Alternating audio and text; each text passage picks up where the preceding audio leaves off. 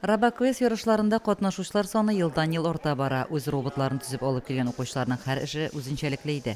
Квест шартлары буенча һәр команда үз роботларын 4 категориядә сынады. Кичкенә генә җирлек өчен бик масштаблы. Шуңа күрә иң беренче чиратта мин инде килгән районнарга бик зур рәхмәт әйтәсем килә. Ярышларның географиясе киң. Арчадан, Чаллыдан, Сарманнан, Актаныштан, Минзәледән катнашучылар бар. Шуңа күрә ярыш бик матур узар дип әйтәм. Койсы гына өлкән алсак та, эшне компьютерлардан, роботлардан башка күз алдына да китереп булмый. Бәйгедә катнашучылар логик фикерле белүләре белән дә аерылып торды. Конкурс балалар өчен аралашу, дуслашу ролендә үтәде.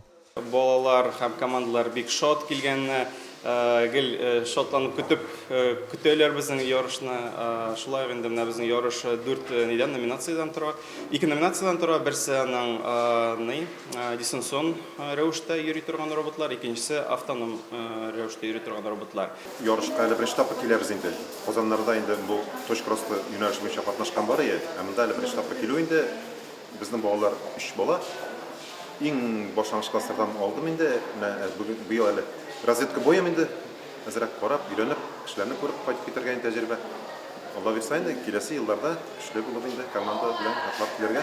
Алай инде хәзер 1-2 ел шөгыльләнә. Инде роботлар белән кызыксынып, алай бирүче. Монда инде бик зур күләмдәге республика бәйгесе инде бу. Бик күп районнардан җыелганнар. Бик матур оештырылган.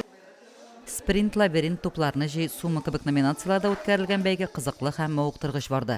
Орча районының Яңа көннәр мәктәбе укучылары бәйгедә беренче урынны яулады.